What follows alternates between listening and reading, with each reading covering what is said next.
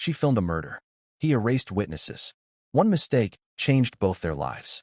Sophie arrived at the Mayfair penthouse with the usual blend of curiosity and caution that had become her signature as an investigative journalist. The corridors smelled faintly of expensive perfume and stale alcohol, the remnants of a night that had ended too quickly and too violently. She lifted her camera, adjusting the lens to capture every detail of the scene. The overturned glasses, the faint smears of blood, the disarray that spoke of desperation. Her heartbeat quickened as she focused on the body of Lord Carrington's latest victim, a young woman who had overdosed in the opulent apartment, her life extinguished in the shadows of wealth and neglect. She did not notice the presence behind her until a cold hand clamped over her shoulder. The camera slipped from her grasp, but she had no time to react. Arthur's voice, calm but sharp, cut through the tension. "You shouldn't be here."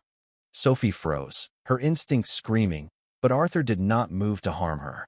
Instead, he examined her carefully, as though weighing the threat she posed against the necessity of silence.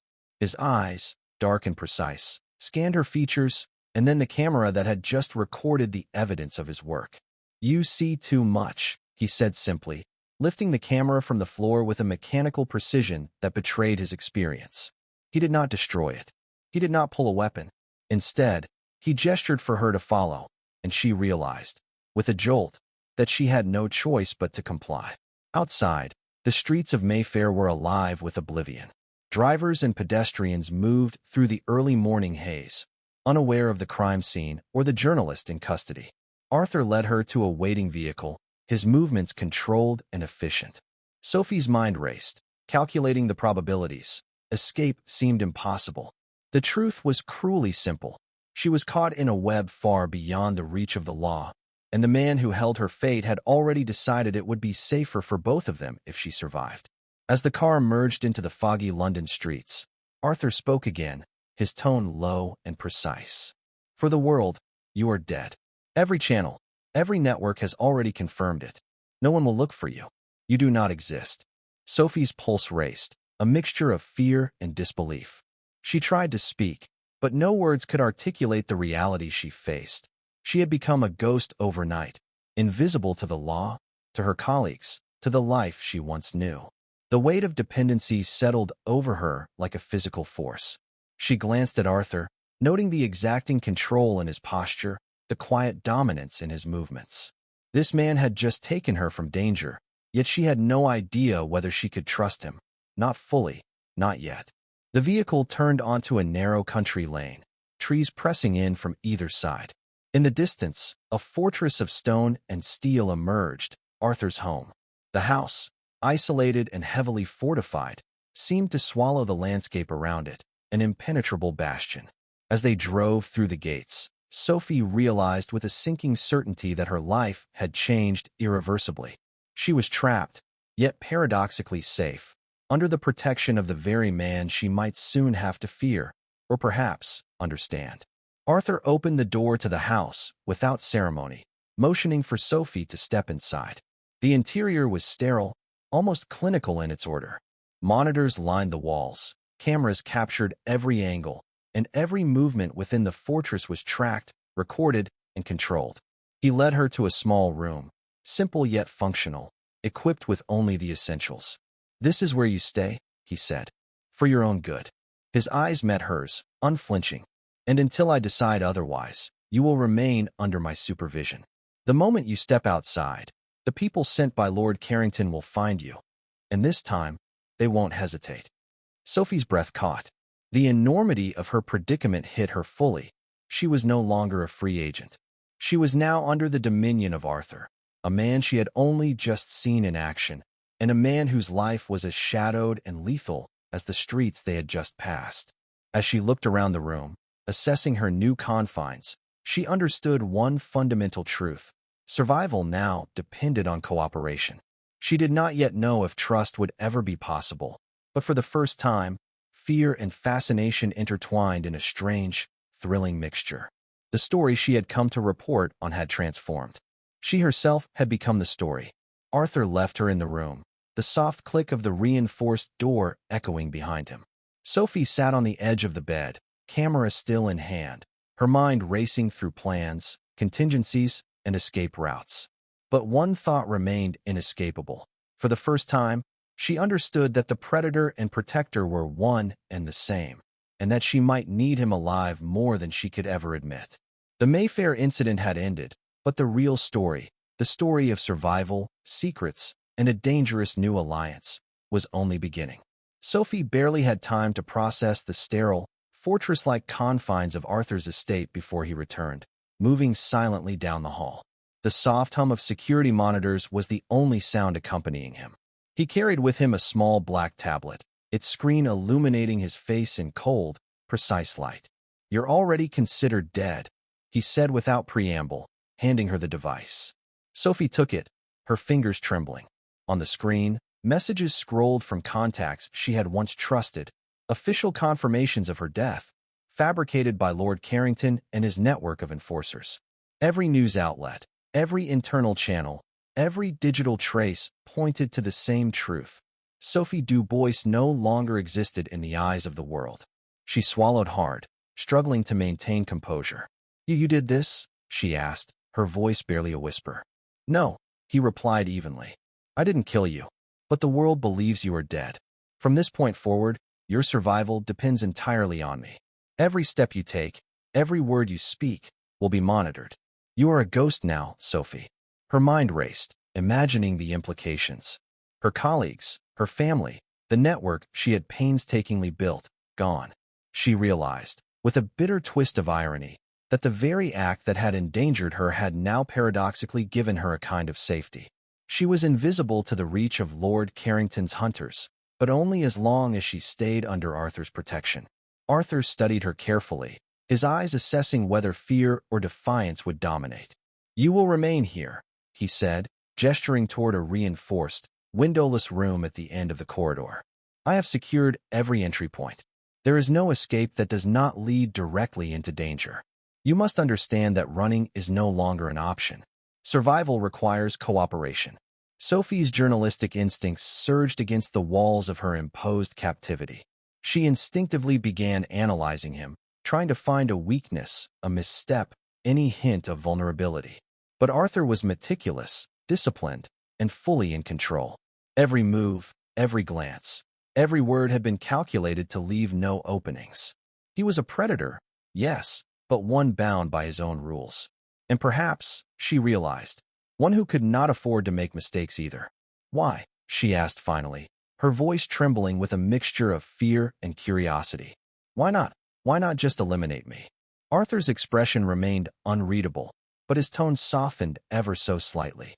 "Because I value efficiency, not chaos. Your death would solve nothing. The real problem is Carrington, and eliminating you would only escalate the situation. Keeping you alive ensures both our leverage and your survival."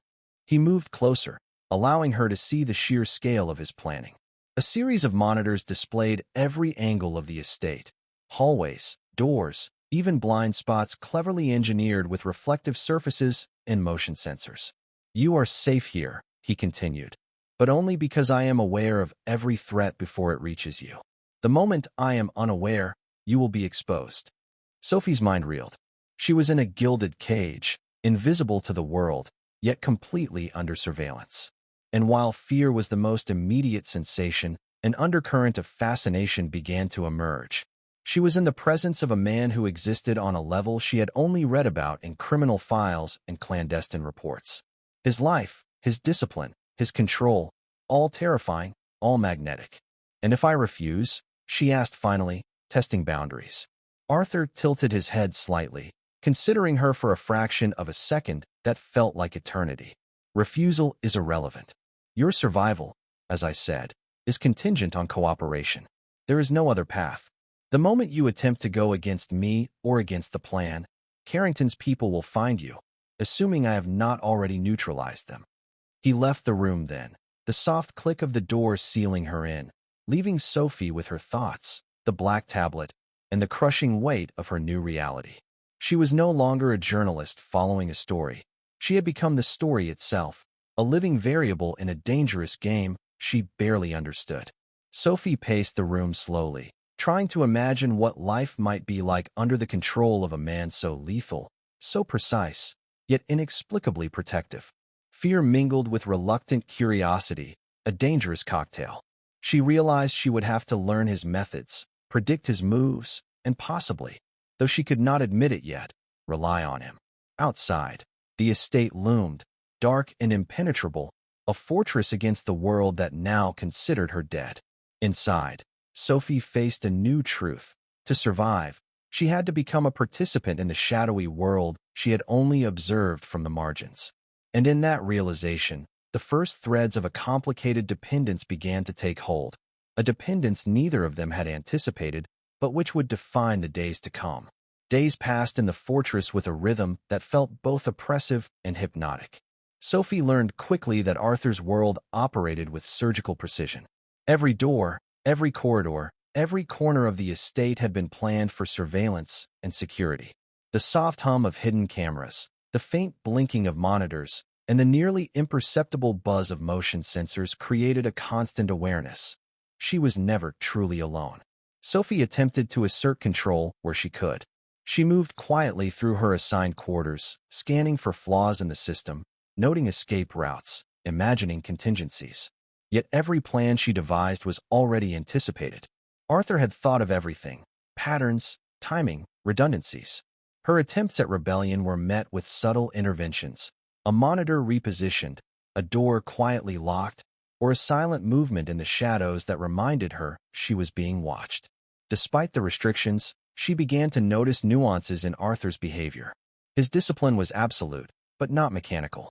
He was constantly assessing, calculating, and adjusting.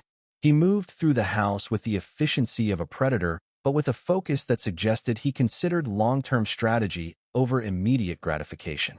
And yet, paradoxically, he ensured her safety with a level of vigilance she had never encountered. The first night alone in the house, she realized the full weight of her dependency. There were no phones, no contacts, no friends, no outside connection. Her professional identity, her contacts, and her life outside had been erased in the eyes of the world. She was a ghost. But inside the fortress, under Arthur's watchful eye, she was alive, more alive than she had felt in years. She could move, speak, even think, but only within the strict boundaries he allowed. Arthur returned as the sun dipped below the horizon, his movements precise and deliberate. He placed a tray with food on the small table in her room. Sophie studied him carefully. Every action was measured, controlled, almost ritualistic. She realized that this man's meticulousness was not merely a personal quirk, but a survival mechanism honed over years of navigating lethal situations. "Eat," he said simply. "You'll need your strength. There's work to do." She noticed the tablet beside her plate, showing live feeds from various networks and security channels. Lord Carrington's forces were still active, searching, probing, testing the limits of Arthur's network. Every alert, every flagged anomaly was tracked. Sophie's heart pounded as she realized the sheer scale of the threat she now faced, and the lengths Arthur went to counter it. As days turned into nights, the proximity forced a reluctant familiarity. Sophie observed Arthur's routines, noted his meticulous cleaning habits, the way he prepped his weapons and security systems, the precise way he handled information. Despite herself, she began to admire the efficiency, the intellect, the ruthless discipline. Yet she remained wary, remembering the first moment he had grabbed her at the penthouse. He was still the man who could decide whether she lived or died. For his part, Arthur observed her with an intensity that was difficult to read. He noted her curiosity, her intelligence, her audacity, and her insistence on finding leverage, even in captivity. She tried to test his patience, probing for weaknesses, asking pointed questions, making small defiant moves. Arthur never flinched. Instead, he adapted, demonstrating patience, precision, and control that both frustrated and intrigued her. The dynamic between them shifted imperceptibly. Fear mingled with fascination. Dependency mingled with admiration. And within the golden cage of Arthur's fortress, an unspoken truth began to form. Sophie could not leave, not safely, and Arthur could not allow her to be harmed. Their fates had intertwined, their survival now dependent on cooperation. By the end of the week, Sophie had begun to appreciate the paradox of her situation. She was a prisoner, yet she was more protected than she had ever been. The world had erased her existence, but Arthur had placed her inside a cage of his design, a golden cage that was lethal to anyone who attempted to breach it, but strangely, almost comfortingly, secure for her. The golden cage was not merely a trap, it was a crucible. Here, Sophie would be tested, forced to adapt, and perhaps, she dared not yet admit, forced to see Arthur not just as a captor, but as something more complex, a protector, a partner in survival, a mirror to her own resilience and cunning. The morning light filtered dimly through the reinforced blinds of Arthur's fortress, painting the room in muted shades of gray and gold.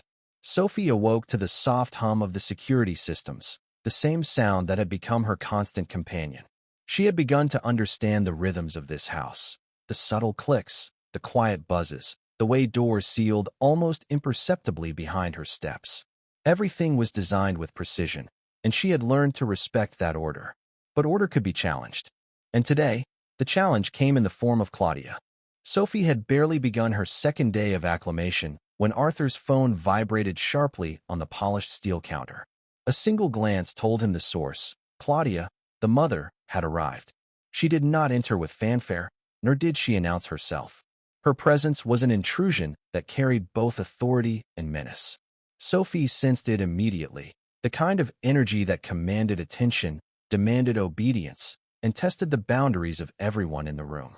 Arthur's expression tightened, though only slightly. Claudia was a master of subtle intimidation. Her gaze swept the room, resting briefly on Sophie, appraising her like an object, a specimen to be judged. "Ah," she said, voice smooth but carrying an undercurrent of threat. "So this is the one who has captured my son's attention. How interesting." Sophie's pulse quickened. She had anticipated challenges from Carrington, from Arthur's enemies. But this was different. Claudia's presence was less direct, more insidious. She wielded social and psychological power like a scalpel, precise and ruthless. Every word, every pause, was calculated to destabilize.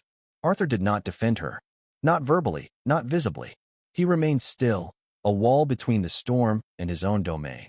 Sophie, however, felt the tension, the subtle shield of his presence, the unspoken warning. Do not underestimate me. Claudia didn't look like a mother. She looked like the CEO of a shadow empire. She ignored Sophie entirely, her cold gaze fixed on Arthur. "You're slipping, Arthur. Carrington knows she's here. I didn't raise you to harbor liabilities under my roof."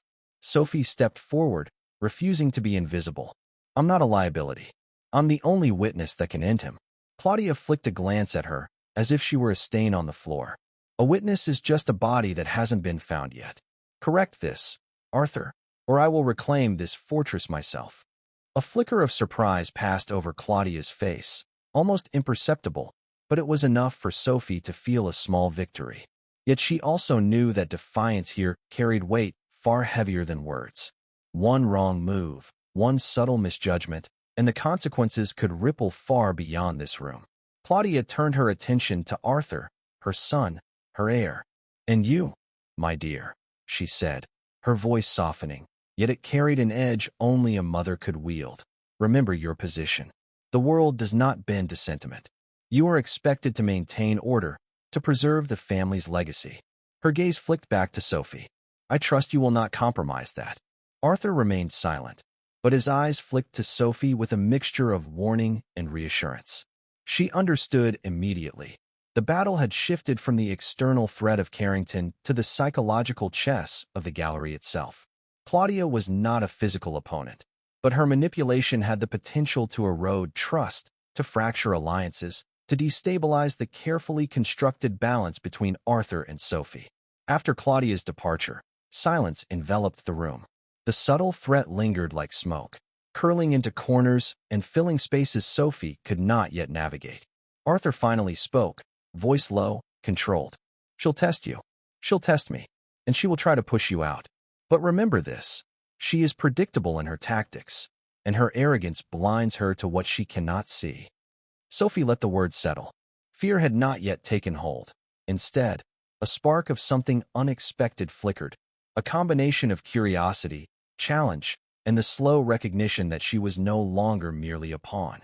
She was now an active participant in a deadly, delicate dance. Every move mattered. Every decision could tilt the balance. That evening, as the estate settled into the low, rhythmic hum of security systems, Sophie allowed herself a brief glance at Arthur. For the first time, she saw him not as the distant, almost mythic figure of the cleaner, but as a man burdened by legacy, loyalty, and danger. He was precise, unyielding, and lethal, but he also protected her, subtly, consistently, in ways she could barely comprehend. And she realized, with a mixture of fear and exhilaration, that the enemy was no longer just outside the fortress. The real threat, the one that would demand cunning and trust, was unfolding within these walls. The night fell over the fortress like a heavy velvet curtain, smothering the sounds of the city beyond. Inside, Sophie moved cautiously along the steel-reinforced corridors, her eyes scanning monitors and blinking lights. For days she had been learning the rhythm of Arthur's domain, where shadows gathered, which doors clicked quietly, how the cameras subtly shifted with his presence. She knew she was being watched, yet each observation now felt less like imprisonment and more like a test she was determined to pass. Arthur had been unusually quiet that evening, focused on the encrypted communications flowing across his network. Sophie sensed the tension in the room before she even spoke. "You've been quiet," she said, trying to break the silence, to test him, to see if the wall she imagined between them was truly unbreachable. Arthur's gaze lifted slowly, meeting hers with that same cold intensity. "I'm tracking Carrington's forces. They've doubled the pressure points in London. One misstep, and your position becomes critical." His words carried no fear, only calculation, a reminder that the world outside this fortress was unforgiving. Sophie, feeling the adrenaline spike, realized how closely they were tethered now. He needed her awareness, her instincts, as much as she depended on his protection. And in that awareness, a strange, unspoken intimacy began to form. Later that night, Arthur summoned her to the central monitoring room. The lights were dimmed, screens glowing faintly with the movements of Carrington's men and the tracking signals of the fortress. He gestured to the wall of displays. "Show me what you found," he said. His voice, while calm, held an intensity that made her heart quicken. Sophie leaned over the console, her fingers deftly navigating encrypted files and network logs. She traced anomalies, cross-referencing timestamps and access points. "Here," she whispered, pointing to a pattern. "Someone has been probing your network from within London, not Carrington's usual channels." Arthur's eyes narrowed, a shadow of concern passing over his otherwise impassive face. "Good. You see it." He stepped closer, so close that she could feel the faint warmth radiating from him. Most people wouldn't notice. Most people would fail. Something in the closeness, the shared focus, sent a jolt through Sophie. She tried to remind herself of the rules. He was her captor, her jailer, the man who controlled every aspect of her immediate existence. Yet in this moment, in the dim glow of the monitors, he was not just a force of control. He was an ally, a partner in a battle where any misstep could mean death. Hours passed in silence, punctuated only by the clicking of keyboards and the soft hum of machinery. Then, unexpectedly, a misstep occurred. A sudden alert indicated unauthorized access within the inner sanctum of the network. Both of them froze, recognizing the gravity of the breach. Arthur moved first, his hand resting briefly on the console before he adjusted the security protocols with lightning precision. Sophie, heart racing, realized she had never seen someone so calm under such pressure. "It's contained," he said quietly, but the unspoken tension lingered. The moment had changed something. She saw not just the tactical genius, but the human beneath it, someone capable of fear, trust, and, perhaps, connection. As they stood side by side in the dim glow, their proximity undeniable, Sophie felt an unfamiliar emotion stirring, a mixture of relief, admiration, and the faint, electrifying brush of something more intimate. For the first time, she sensed the fragile crack in Arthur's armor, a vulnerability he allowed only in her presence. He turned to her, voice softer than before. "You understand now. This isn't just survival. It's trust, and trust is earned." Sophie swallowed hard, aware that the words carried weight far beyond the monitors, beyond the fortress walls. In that moment, amidst encrypted files, blinking lights, and the persistent hum of surveillance. A tenuous bond had been forged. Not yet friendship, not yet allegiance, but a beginning. The drive through the city was tense. Surveillance drones hovered above, their cameras scanning for anomalies, while Carrington's operatives moved methodically in the shadows. Arthur's driving was controlled, precise, every maneuver calculated to minimize detection. Sophie kept her eyes on the encrypted tablet in her hands, monitoring the progress of the intercepted files, her mind a whirl of strategies and contingencies. Almost there, Arthur murmured, more to himself than to her. The signal was within reach, a vulnerable node in the city's digital web. Sophie's fingers flew over the tablet, inputting the final codes, rerouting the data streams. Arthur's hand briefly covered hers, steadying, guiding. Again, a touch that was technical in intention but incendiary in effect. The interception succeeded. Files were secured, transmissions blocked, and the threat temporarily neutralized. Sophie exhaled deeply, feeling a mixture of exhilaration and fatigue. Arthur glanced at her, eyes softening slightly. "You did well," he said, a rare note of approval in his usually measured tone. Sophie felt the weight of the moment. More than just professional success, more than just survival. This operation had shifted something between them. She realized that in the crucible of danger, trust had been forged, subtle and unspoken, a bond neither could deny. As they returned to the fortress, the morning light beginning to streak across the city, Sophie allowed herself a brief glance at Arthur. There was no need for words. The shared understanding was palpable. They were no longer captor and captive, observer and observed. They were partners, connected by circumstance, necessity, and the first sparks of something far more complex and undeniable. Night had fallen thick over London, the city's lights glimmering like distant stars through the fortress's reinforced windows. Sophie and Arthur sat in the central operations room, the glow of monitors casting sharp shadows across their faces. The tension in the air was palpable, an invisible weight pressing against every decision. A single notification pinged on Arthur's private terminal, an encrypted image of Sophie, taken from a high-altitude drone the night of the penthouse incident. Beneath it, a text from Carrington. "Dead men don't breathe my air, Arthur. I have your sister. You have 1 hour to bring me the ghost." Arthur's jaw tightened. He knew. He whispered, turning the screen to Sophie. "He let me take you just to find my fortress. And now, he has your sister to force us into the open." Arthur leaned over the table, tracing a route on the digital map of the city. "We don't have the luxury of time. If we hesitate, they'll use this as leverage to force you into revealing our network vulnerabilities." His gaze locked with hers, piercing and unwavering. "You will stay close to me. We move as one." "Understood." Sophie nodded, her throat tight. Every instinct screamed to flee, to protect herself, but the raw urgency in Arthur's voice left no room for hesitation. She trusted him.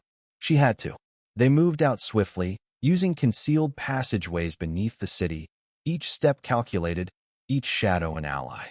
Arthur led, Sophie following, her hands gripping the edges of the armored case containing the intercepted files, their leverage against Carrington. The hum of the city above them was a distant echo. Down here, it was silence, strategy, and survival. A sudden movement ahead froze them in place. 2 armed men emerged from a side tunnel. Carrington's operatives, eyes scanning, weapons poised. Without a word, Arthur sprang into action, disarming one with precise efficiency while the other drew back, startled. Sophie, heart hammering, used the moment to duck behind him, guiding their path to a narrow stairwell. As they climbed, the reality of their situation settled over Sophie with crushing intensity. Arthur was risking everything, his life, his freedom, yet he moved with calculated confidence, instinctive in a world of danger she had only observed from a distance. And yet, as close as they were in the confined stairwell, something unspoken lingered between them, an electric tension that had nothing to do with the crisis and everything to do with proximity, trust, and shared risk. Reaching the extraction point, a small hidden dock beneath the Thames, Arthur checked their route, then glanced at Sophie. "This is it. We get the files out, neutralize the leverage, and get your sister safe." His voice, low and deliberate, carried an unusual softness, a vulnerability he allowed only for her. Sophie felt her pulse quicken, not from fear, but from the recognition that she mattered to him in a way that transcended professional necessity. Her hand brushed against his briefly as she adjusted the harness for the evacuation raft. The contact was fleeting, but in that instant, the tension between them ignited, undeniable and potent. The raft glided silently through the water, carrying them closer to the city's edge and away from immediate danger. Sophie worked the communications tablet, relaying false signals, masking their trajectory. Arthur watched over her shoulder, providing precise instructions, their bodies moving in synchrony, every action and decision harmonized by trust forged in fire. As the city lights began to fade behind them, Sophie dared to meet Arthur's gaze. In the reflection of the tablet screen, she saw not just the calculated, ruthless operative who had captured her, but the man who had become her protector, her ally, and increasingly, someone she couldn't imagine surviving without. The night had deepened, and the city was nearly silent, save for the distant hum of traffic and the occasional siren.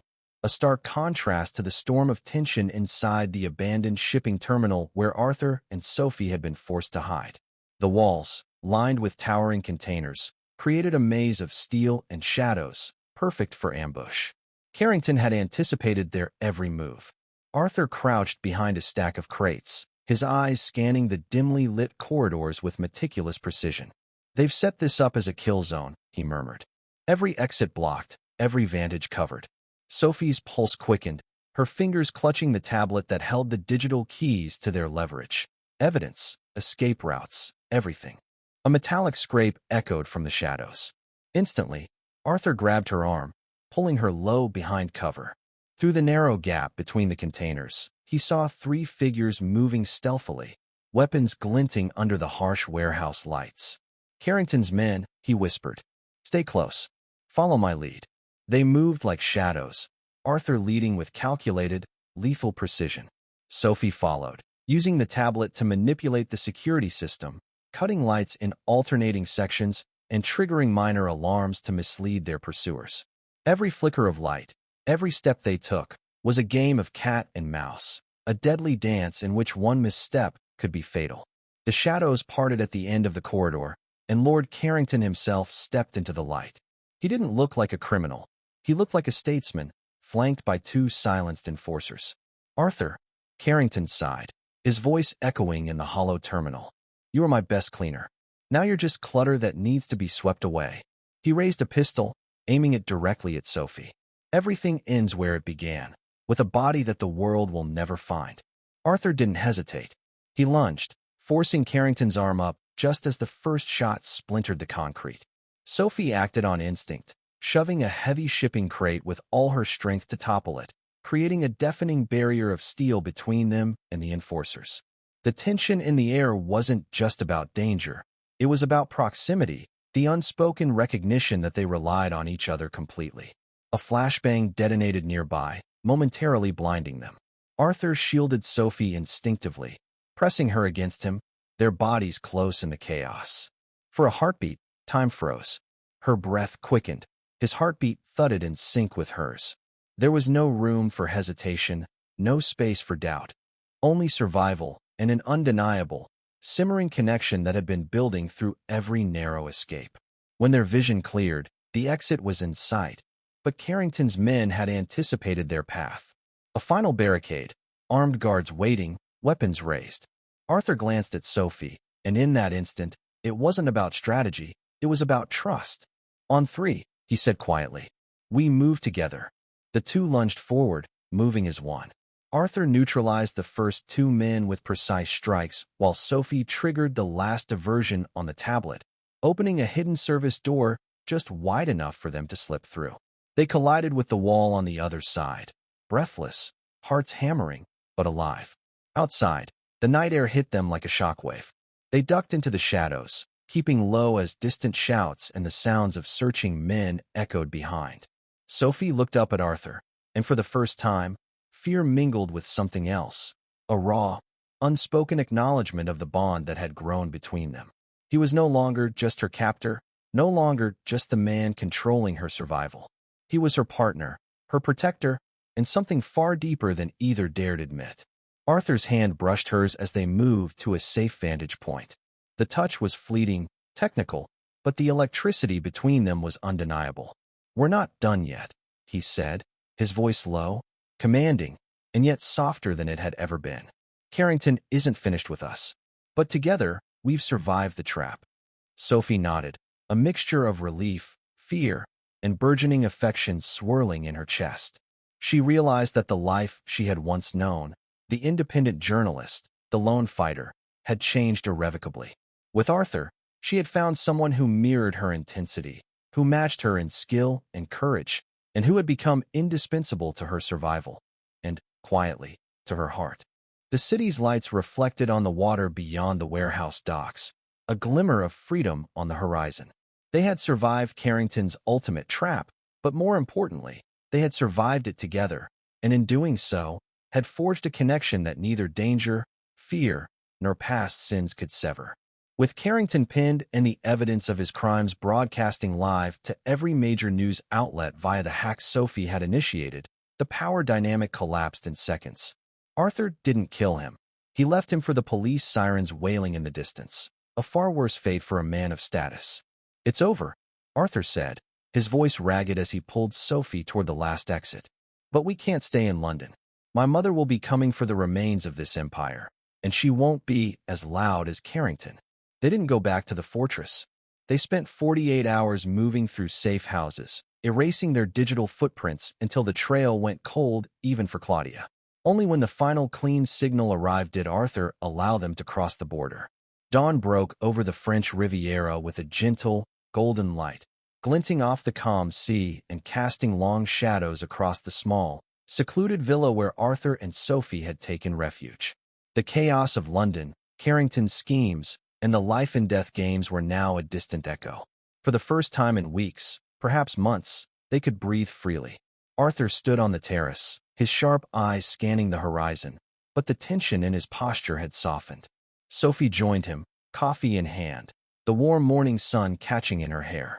Their hands brushed briefly, and this time, there was no urgency, no fleeting technical touch born of survival. The contact lingered, natural and intimate. A smile, small but genuine, passed between them. "You kept your promise," Sophie said quietly, eyes meeting his. "You didn't let them touch me. Or us." Arthur's gaze softened, a rare crack in the armor he always wore. "We did it together," he replied. "I wouldn't have survived any of it without you. And neither would you."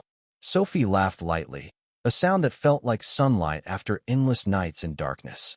"I guess we make a good team," she said, teasing. But beneath the words was a truth neither could deny. They had become inseparable, forged not just by danger, but by trust, skill, and something far more dangerous, emotions neither had anticipated. They moved inside the villa. Arthur handed Sophie a folder containing new identities, passports, and documents. Carrington's empire had collapsed, his reach destroyed by the very people he had tried to manipulate. Sophie flipped through the papers, then looked up at him, a question in her eyes. "Do we really need these?" she asked. "I mean, we're free now." Arthur set the folder aside and took her hand in both of his. "Only if we want a clean slate," he said. "But freedom isn't just about hiding. It's about choosing who you are and who you want beside you." Sophie's breath caught. For a moment, they just stood there, hands intertwined, letting the silence speak. Then she leaned forward, resting her forehead against his. "I don't want to run anymore," she whispered. "Not from Carrington, not from anything. I want this. I want us." Arthur's lips curved into a rare, unguarded smile. "Then it's ours," he said softly.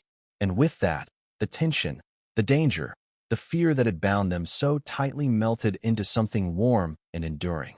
They spent the morning on the terrace, planning nothing, doing nothing but existing in the moment. There were no contracts, no ultimatums, no threats, just them. Arthur finally allowed himself to laugh, a full, genuine sound, and Sophie joined in, the echoes of their laughter mingling with the sea breeze. By midday, they had made a decision. The past would remain behind them, and together, they would build a life of their own design. A life free from manipulation, free from fear. And for the first time, both realized they didn't want to face the future alone. As the sun climbed higher, Arthur pulled Sophie close, their lips meeting in a kiss that was no longer urgent or tactical. It was deliberate, tender, and long overdue. In that embrace, the world outside ceased to exist. They were no longer predator and prey, survivor and witness. They were partners, equals, and finally, lovers. The villa stood quietly by the sea, a sanctuary they had earned with courage, intellect, and trust. The past could no longer touch them. They had each other, and that was enough. Arthur whispered against her hair, "No more shadows. No more running." Sophie smiled, pressing closer. "Just us," she said. And for the first time in a long, harrowing journey, they were truly free, together.